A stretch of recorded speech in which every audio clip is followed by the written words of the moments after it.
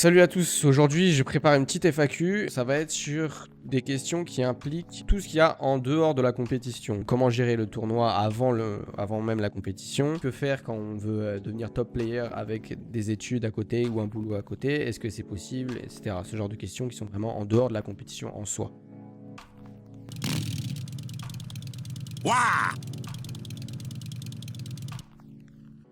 La question générique que tout le monde me pose tout le temps, c'est comment rejoindre la scène compétitive FR et comment savoir où est-ce qu'il y a un tournoi.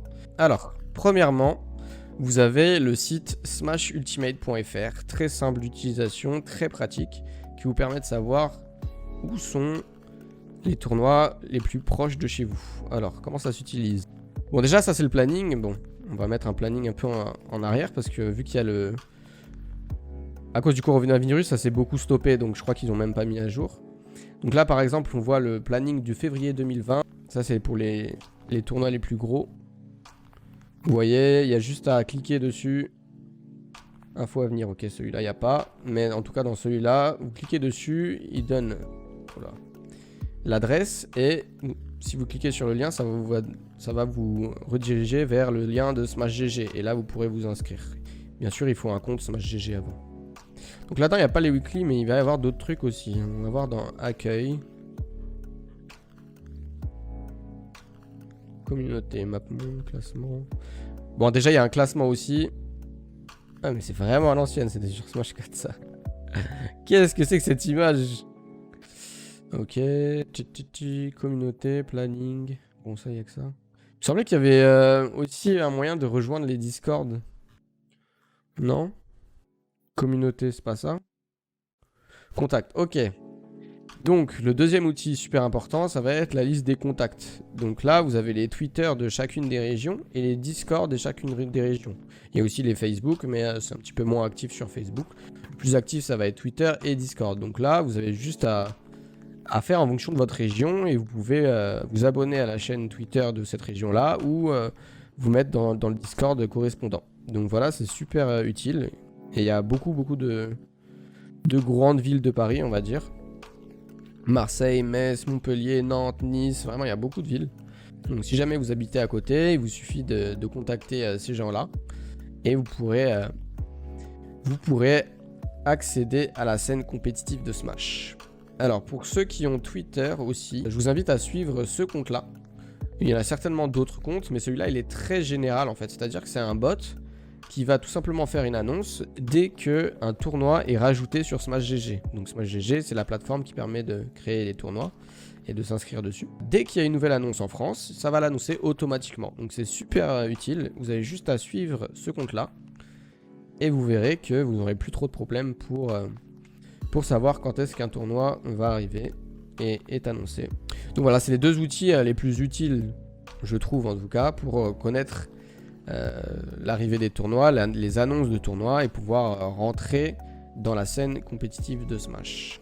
Donc voilà pour cette question qui je pense est très utile. J'espère que ça va en aider, surtout que ça va être sur YouTube. Je pense que la communauté YouTube est très différente de celle de Twitch et donc il y en a plein sur YouTube qui sont même pas conscients peut-être qu'il y a plein de tournois. Tu aurais des conseils pour comment gérer le collège et Smash? Bah le collège en vrai ça va vu que t'as pas mal de temps libre on va dire. Tu peux faire ce que tu veux. Tu peux bien jouer, mais vu que tu es au collège, ça veut dire que tu es plutôt jeune et donc que tu peux pas trop te déplacer en tournoi. Donc ça a ses inconvénients comme ses qualités. Mais bien entendu, comme d'hab, faut quand même travailler à l'école, faut avoir des bonnes notes. Comme ça, tes parents ils te laisseront plus jouer et plus t'investir si jamais vraiment t'en as envie. Si t'as des mauvaises notes et que tu joues, en fait, ça va juste avoir des mauvaises répercussions sur toi. Tu faisais quoi comme études au début de ta carrière? Alors moi, j'avais fait des études de bioinformaticien, donc j'ai mon master de bioinformatique à l'université Pierre et Marie Curie. Impact sur la vie sociale d'être pro player. Ça dépend de ce que tu appelles pro player. Et ça dépend du nombre d'abonnés que tu as tout simplement, si tu es connu ou pas. Il y en a qui sont entre guillemets pro, c'est-à-dire qu'ils font que ça de leur vie en ce moment. Donc c'est leur métier. Ils gagnent leur vie grâce à ça. Mais ils n'ont pas forcément énormément de visibilité. Ils vont pas se faire interpeller quand ils vont dans la rue. Alors qu'il y en a, ça peut arriver. Pour certaines personnes, il n'y aura pas vraiment d'impact social. Mais pour d'autres, ça peut avoir quand même un certain impact. Quand tu vas aller dans des events, tu vas avoir plein de gens qui te connaissent, mais toi, tu les connais pas. Ça, c'est une sensation que tu connais pas quand t'es pas, entre guillemets, une célébrité. Je sais pas comment on dit ça. un influenceur. Tu vois qu'il te regarde comme si vous étiez les meilleurs amis du monde, mais toi tu le connais pas. Faut les comprendre, c'est normal, ils te voient tous les jours, ils te voient derrière l'écran, ils te voient faire des blagues et tout, eux aussi parfois ils te répondent, tu leur réponds, mais tu sais pas vraiment qui c'est, et du coup bah il y a un lien qui se crée entre eux et toi. Mais entre toi et l'individu en soi, il n'y a pas de lien, il y a des liens entre le streamer et les viewers de manière générale, mais pas les individus. Du coup bah ça fait un petit clivage entre ceux à quoi ils s'attendent et réalité en fait tout simplement. Après bah quand t'es pro, tu sors forcément moins dans des soirées comme avant à la fac, etc. Bon, encore ceux qui vont à la fac, ça va, mais là, par exemple, là, j'ai fait beaucoup moins de sorties avec autre chose que des smashers, mais même si, bien sûr, ça arrive. Et c'est moins qu'avant. Quand j'étais à la fac, c'était l'inverse. C'était de temps en temps, je faisais des sorties pour les tournois et parfois avec smashers. Et maintenant, c'est plutôt là, complètement l'inverse. Même les sorties au bar ou des trucs comme ça, la plupart du temps, je vais les faire avec mes amis smashers. Bien entendu, on va pas aller dans un bar pour parler de la frame data de Wolf, hein, vous inquiétez pas. On est comme tout le monde, hein. Ça dépend qui après, hein. Il y en a, ils arrivent pas trop à sortir de cette bulle, hein. Tu les emmènes quelque part, ils vont te dire « Eh, tu penses quoi du match-up Wolf villageois ?» Tu gères comment quand tu pars aux USA, le décalage horaire et tout, ça doit être chaud de jouer dans ces conditions. Oui, très bonne question. C'est super dur de gérer ça. Alors non seulement avec le décalage horaire, vu que il y a 8 heures, enfin ça dépend de là où je vais. Si je vais sur la côte Est, c'est que 6 heures, mais en fait, je suis pratiquement jamais allé sur la côte Est. New York, tout ça, il n'y a pratiquement pas de tournoi là-bas. Donc surtout sur la côte ouest, et là, c'est 8-9 heures de décalage, et c'est énorme. Je vais arriver là-bas, si jamais il est 6 heures du soir, bah en fait, à Paris, il va être du coup de 3 heures du matin. Donc à partir de 6 heures, moi je suis KO. Sauf que 6 heures, c'est là que commence le tournoi. Genre 6 heures de l'après-midi, la plupart du temps, bah, c'est soit la poule 2, soit si jamais il y a le top 32, ça va commencer à ce moment-là. Donc pile quand le top 32 commence, c'est là que je veux m'endormir. Mais j'ai vraiment juste envie de dormir. Même au niveau de la motivation, tu as une baisse de motivation parce que tu te dis mais qu'est-ce que je fous là? Moi j'ai juste envie de dormir. Donc c'est super dur de gérer ça. Faut venir un petit peu plus tôt, c'est-à-dire avoir le temps de s'adapter au jet lag, venir 2-3 jours avant. En vrai, même si je pouvais venir une semaine avant, ça aurait été mieux, mais je savais pas exactement comment gérer ça au tout début. Au fur et à mesure, je commençais à mieux gérer ces conditions-là, mais c'est très dur d'être dans des bonnes conditions quand tu vas là-bas. Surtout au niveau de la nourriture en plus. C'est très difficile de se nourrir correctement aux États-Unis, en tout cas pour moi qui ne connais pas forcément les bons coins. Si jamais je vais dans un fast-food en France, bon bah c'est un fast-food, je vais pas non plus mourir le lendemain. Là-bas, quand je vais dans un fast-food, j'ai l'impression que je mange pour 10 personnes. Même si je mange un croc, c'est bon, j'ai ma quantité de graisse et de sucre pour la journée. Et donc, bah, même au niveau de l'alimentation, hein, je suis pas en bon état. J'ai mal au ventre tout le temps, soit j'ai trop faim parce que j'avais pas envie de manger un truc dégueu, soit j'ai plus faim, mais pas dans une bonne sensation de satiété. C'est une sensation de j'ai trop mangé de gras alors que j'ai mangé juste un burger. C'est pas normal. Comme conclusion, on peut dire que bah, c'est difficile d'aller aux USA, surtout quand on n'y va que pour quelques jours. Et surtout, c'est très difficile d'être à son maximum. Je pense que j'ai jamais été vraiment à mon maximum quand j'étais en voyage aux USA, tout simplement parce que bah, je suis fatigué, j'ai faim ou j'ai mal au ventre. En plus, bah, je suis loin de tout le monde. La plupart du temps, j'y vais tout seul. Bon, heureusement, je suis avec MKLeo la plupart du temps, donc bah, vu que c'est mon pote, on s'amuse bien quand on est là-bas, mais j'ai que lui, j'ai pas envie non plus de le suivre partout où il va, donc parfois bah, je le laisse faire des trucs, moi je vais tout seul, et bah y a pas mes potes à côté pour rigoler, pour détendre l'atmosphère et pour être à l'aise quoi, donc c'est un petit peu compliqué. Mais bon, on fait avec et j'essaie de gérer au mieux mes sorties aux US. J'essaie de venir un petit peu plus tôt, de prévoir un petit peu plus ce que je vais manger, au lieu d'aller au fast-food, d'aller dans des supermarchés, de me préparer de la nourriture un peu plus saine, quoi. Donc on essaye de faire de mieux en mieux. Mais bon, avec le coronavirus, les déplacements, c'est fini. Et donc, bah, ça fait super longtemps que je me suis pas déplacé, quoi. Tu as une anecdote chelou d'un mec qui t'aurait reconnu dans la rue ou ailleurs, par exemple. C'est pas forcément chelou, mais c'était un petit peu gênant dans le sens où moi je le connaissais pas et lui il me parlait vraiment comme s'il me connaissait. Mais c'était pas quelqu'un de bizarre ou quoi, hein. C'était une fois, j'avais pris un bus de nuit, donc il était 1h du matin et quelqu'un m'a reconnu dans ce bus de nuit et du coup il s'est mis à côté et il a commencé à discuter. Et c'est très difficile dans ce genre de situation de dire non là il est 1h du matin, c'est bon, laisse-moi tranquille, j'ai juste envie de dormir. Tu vois le gars il est grave content, il fait ouah c'est toi Gluto, blablabla, il est trop heureux, du coup t'as pas envie de lui dire dégage. Mais concrètement, moi j'avais juste envie d'être tranquille et de rentrer chez moi. Il était 1h du matin, j'étais fatigué. Donc ça, c'est pas gênant, mais c'était bon. J'aurais préféré qu'ils juste ils me disent bonjour quoi et qu'on discute 2 minutes, puis après ils me laissent tranquille. Mais c'est difficile de lui dire dégage de là, je veux dormir. qu'est-ce que tu dirais de ne pas faire à quelqu'un qui veut se lancer full-time dans Smash en sachant qu'il peut se mettre à 100% sans répercussion sur sa vie financière, etc. Alors, ce qu'il ne faut surtout pas faire, c'est abandonner ses autres projets. Tu peux te dire, ok, je veux faire full Smash. Bon, déjà, il faut avoir conscience du risque encouru et du taux de réussite possible, qui est très faible. Mais il faut aussi avoir un plan B ou avoir une autre idée en tête. Parce que si jamais tu fais que ça, au final, ça va pas vraiment être bien pour toi parce qu'au tout début, tu ne peux pas être full-time en fait. T'as pas ce qu'il faut. Ça sert à rien de faire du full-time directement du jour au lendemain. Ce que tu peux faire, c'est commencer à, par exemple, en même temps que tes études. Là, tu commences à faire du Smash, tu commences à faire des résultats, tu commences à être de plus en plus connu, à faire des streams, tu commences tes streams, tout ça hein, en même temps que les études, il n'y a pas de problème, tu peux faire les deux en même temps. Il faut juste bien s'investir et bien gérer son temps. Et puis une fois que tu commences à être bien connu, avoir un certain niveau et tout, là tu peux commencer à te poser la question de est-ce que tu veux faire full-time Smash ou pas. Si jamais tu viens de nulle part, tu fais zéro et tu dis tu veux faire un full-time Smash, ça sert à rien. Le temps que tu vas t'investir ne sert à rien en fait. Ça sert à rien de faire 10 heures, 15 heures par jour de stream si jamais tu n'es pas du tout connu et que tu as zéro niveau. Ça sert vraiment à rien. Donc autant en faire un tout petit peu, petit à petit, et de faire autre chose à côté. Et une fois qu'il y a le niveau nécessaire et la visibilité requise, là tu peux commencer à te poser la question si tu le fais ou pas. Mais au tout début, ça sert à rien. Si jamais tu n'y arrives pas en même temps que tu fais tes études, tu n'y arriveras pas même si tu arrêtes tes études. Je suis sportif de haut niveau en ski. Je me demandais si dans l'e-sport, tu as des besoins spécifiques comme la kiné pour les mains, j'imagine, ou la préparation mentale. Alors, ça dépend des jeux. Je pense qu'il doit y en avoir dans les jeux e-sport un peu plus développés comme League of Legends, etc. Mais je me suis pas forcément informé. Mais je peux te dire, dans Smash, non. Donc, il n'y a pas de besoin spécifique là-dedans. Il n'y a pas encore de structure assez grosse, on va dire, pour prendre en charge à tel point un joueur. Donc il n'y a pas de kiné ni de préparation mentale, mais c'est pas quelque chose qui est de refus. C'est-à-dire si jamais il y a un préparateur mental dans ton équipe, tu peux clairement demander et ça peut te faire que du bien, ça c'est sûr. La kiné pareil, ça peut faire que du bien, mais il y en a pas qui sont de prêt spécialement juste pour le joueur Smash par contre. Alors je vais voir s'il n'y a pas des bonnes questions sur Twitter cette fois. Selon toi, quel est un bon moment pour avoir un sponsor? À partir de quel niveau et pour quelle raison? Il n'y a pas forcément de bon moment ou de mauvais moment, il y a juste le bon sponsor et le mauvais sponsor. C'est-à-dire que si jamais les attentes de ton sponsor ne correspondent pas à tes attentes à toi, en fait ça va être mauvais. C'est-à-dire que, imaginons, toi tu as envie d'avoir un petit sponsor pendant quelques mois et que lui il te propose un truc de 1 an, 2 ans, en fait ça va juste te bloquer, donc faut pas accepter si ça correspond pas à ta demande. Si t'es un petit joueur et que tu veux juste un sponsor qui va te défrayer quelques petits tournois, c'est pas forcément un problème. C'est déjà ça en plus, faut pas cracher dessus. Faut juste que ça corresponde à tes attentes et à tes demandes, tout simplement. Bon, bien sûr, il faut un minimum de niveau, c'est-à-dire faut pas faire 0-2 à tous les tournois.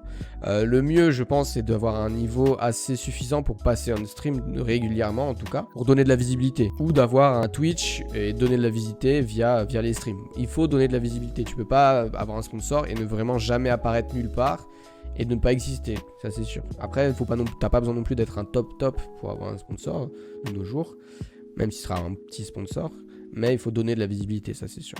Mal à gérer la pression en tournoi off, je joue tendu. Comment régler ce problème? Alors, il faut que tu comprennes pourquoi tu as la pression, tout simplement. Il faut comprendre pourquoi tu as cette pression-là. Te poser la bonne question. Ok, j'ai la pression, je suis stressé, pourquoi?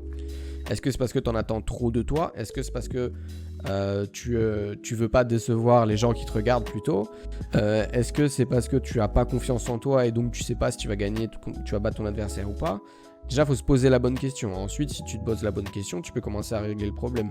Si tu n'as pas confiance en toi, il faut que tu apprennes à avoir confiance en toi et de faire confiance. Il faut que tu réalises que c'est pas du tout un drame de pas performer un tournoi. Tu perds un tournoi, pas lorsque tu perds en bracket, mais lorsque tu ne gères pas bien l'après-tournoi, c'est-à-dire après la bracket.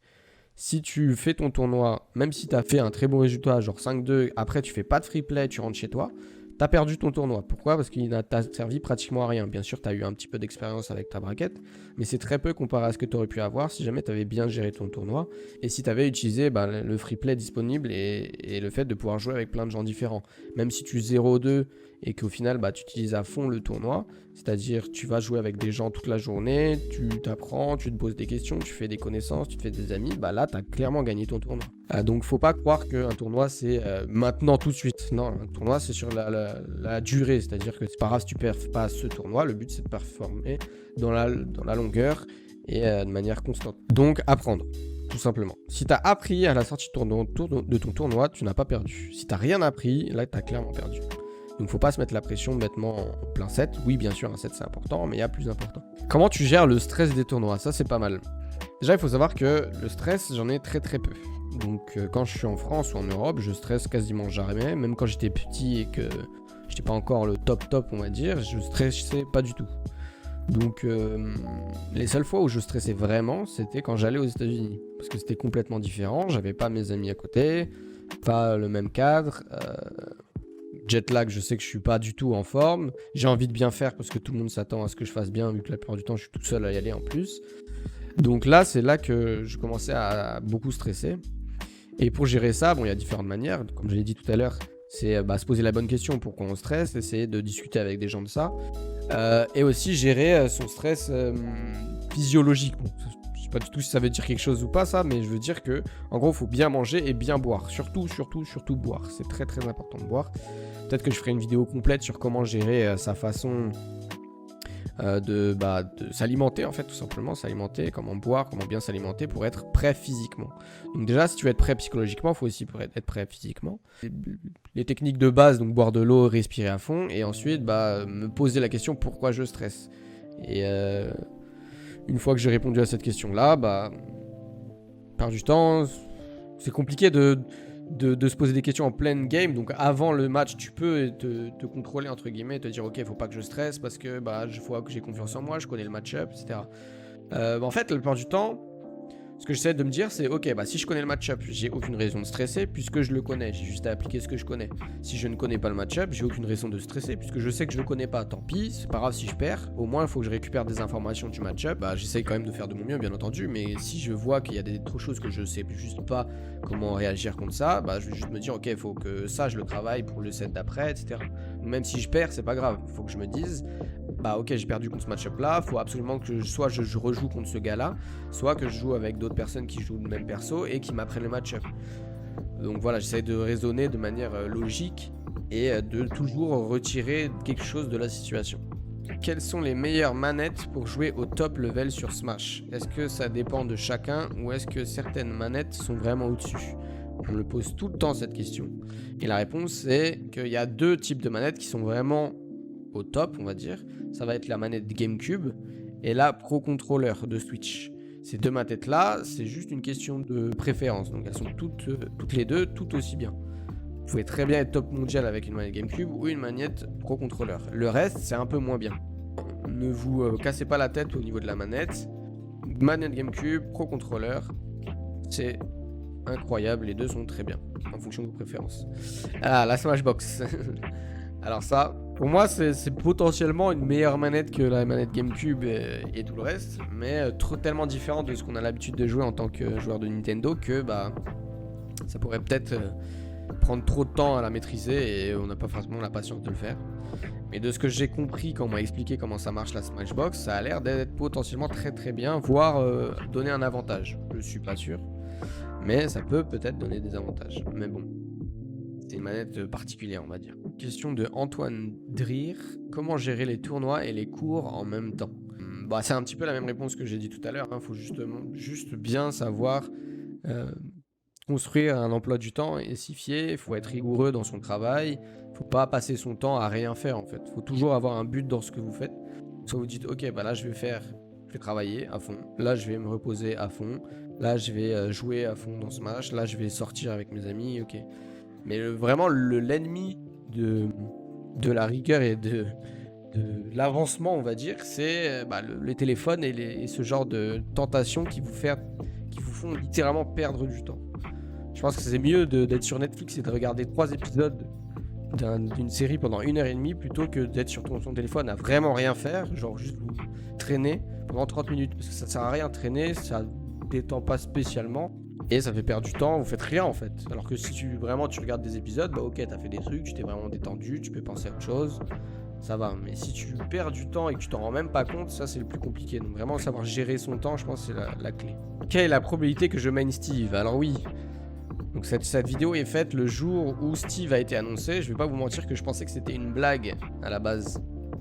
Genre j'ai vu les persos, je me suis dit obligé ça va être un trophée, c'est pas possible, ils nous font une blague. Au final c'est vraiment Steve et tant mieux pour ceux qui aiment Minecraft, hein, et moi j'ai jamais joué au jeu.